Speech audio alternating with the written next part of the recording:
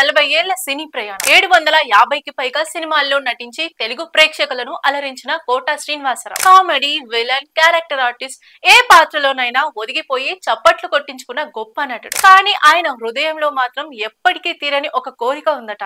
దానికోసం ఏకంగా 18 ఏళ్లు ఎదురు చూశారట. కానీ చివరికి ఆ కోరిక నెరవేరలేదు. 1978లో చిరంజీవి నటించిన ప్రాణం ఖరీదు సినిమాతో ఇండస్ట్రీలోకి అడుగుపెట్టిన కోట తన ప్రతిభతో ప్రేక్షకుల మనసుల్లో ప్రత్యేక స్థానాన్ని సంపాదించారు. తన నటనకు గుర్తింపుగా పద్మశ్రీ, నంది అవార్డులు సొంతం చేసుకున్నారు. కానీ ఆయనకు ఎప్పటి నుంచో ఉన్న కోరిక మాత్రం స్వర్గీయ నందమూరి తారక రామారావుతో ఒకే ఫ్రేమ్ లో నటించడం. అవును, సీనియర్ ఎన్టీఆర్ తో ఒక సీన్ అయినా పంచుకోవాలని కోట శ్రీనివాసరావు 18 ఏళ్ల పాటు ఎదురు చూశారట. కానీ ఆ కల నెరవేరలేదు. ఎందుకంటే కోట సినిమాల్లోకి ఎంట్రీ ఇచ్చేసరికి ఎన్టీఆర్ ఇండస్ట్రీని వదిలి రాజకీయాల్లోకి వెళ్లిపోయారు. తర్వాత ఎన్టీఆర్ రీ ఎంట్రీ ఇచ్చినప్పటికీ చాలా తక్కువ సినిమాల్లోనే నటించారు.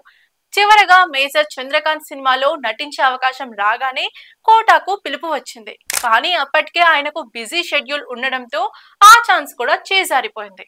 అంతే, మేజర్ చంద్రకాంత్ ఎన్టీఆర్ ఆఖరి సినిమా కావడంతో కోటా కల తీరకపోయింది. తర్వాత మండలాధీశుడు సినిమాలో ఎన్టీఆర్ పాత్రను పోషించి మెప్పించారు కోట.